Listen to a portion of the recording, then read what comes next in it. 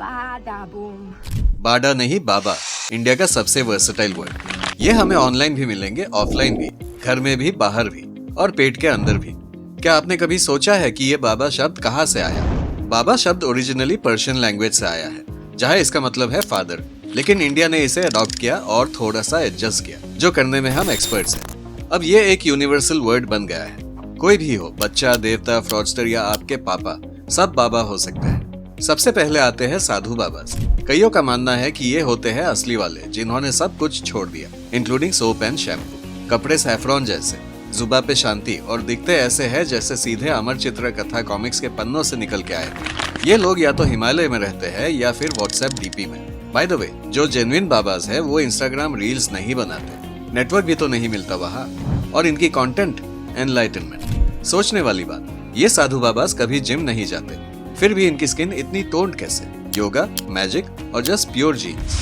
अगला एडिशन है ढोंगी बाबाज। इन्हें ट्रेनिंग ब्रांड कंसल्टेंट से मिलती है, जादू दिखाते हैं और जनता लुट जाती है। इनका आश्रम इतना बड़ा होता है कि गूगल मैप्स भी कंफ्यूज हो जाए। इनका मंत्र, भरोसा बेचो, डोनेशन लो और टैक्स मत दो। पर अजीब बात है, क्या आपने कभी किसी बाबा को बोलते हुए सुना है कि बेटा तुम्हारे लाइफ में सब ठीक चल रहा है, मुझे कुछ देने की जरूरत नहीं? योगा वाले बाबाज, ये वाले बाबाज हेल्दी भी है और वेल्दी भी। सुबह 5 बजे से योगा, दोपहर तक प्रेस कॉन्फ्रेंस और शाम को टूथपेस्ट का लॉन्च। उनका favourite yoga pose balance sheet asana. और हाँ, इनके YouTube वीडियोस में बैकग्राउंड म्यूजिक ऑलवेज फ्लूट या नेचर साउंड ही क्यों होता है? क्या ये EDM पे योगा नहीं कर सकते?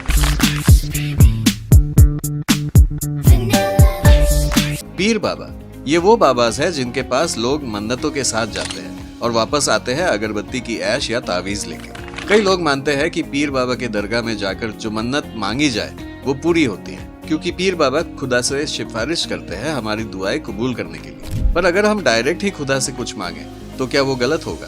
और अगर पीर बाबा के दरगाह में सब कुछ मिलता है तो PhD क्यों नहीं? इंडिया में बाबा सिर्फ इंसान या भगवान ही नहीं, एक इमोशन भी है। अरे बाबा मतलब फ्रस्ट्रेशन, नहीं बाबा मतलब जेंटल रिफ्यूजल। और ये वाले बाबा का क्या मतलब? बच के रहना रे बाबा, बच के रहना रे, बच के रहना रे बाबा। अक्सर घर का छोटा बच्चा ऑटोमेटिकली बाबा बन जाता है, चाहे उसका असली नाम बाबूराव गणपतराव आपटे हो या चुलबुल पांडे। घर में उसको बाबा ही बुलाया जाएगा। फनी थिंग, वही बाबा जब 30 साल का हो जाता है तब भी दादी या नानी बोलती है मेरा बाबा जॉब ढूंढ रहा है, और बाबा अपने दोस्त के साथ लूडो खेल रहा होता है। एक और बाबा है जो दुनिया भर में सबके बचपन का हिस्सा है। नाम से तो लगता है कि ये किसी तांत्रिक का नाम है, लेकिन असल में ये एक भेड़ का नाम है। और सबसे शॉकिंग फैक्ट, ये बाबा दुनिया का पहला भेड़ है जिसे वुल का होलसेलर माना गया है। और सबसे अंडररेटेड बाबा, हमारे बायोलॉजिकल बाबा। घर में पापा को प्यार से बाबा बोलते हैं, यानी कि वही आदमी जो EMI भरते हैं, AC रिपेयर कराते हैं और हमारे सिली जोक्स पे हंसते हैं जबरदस्ती। बचपन में पापा, स्कूल में डैड, कॉलेज में ब्रो और घर पे अब भी बाबा। ये एवोल्यूशन है या इमोशनल रिसेशन?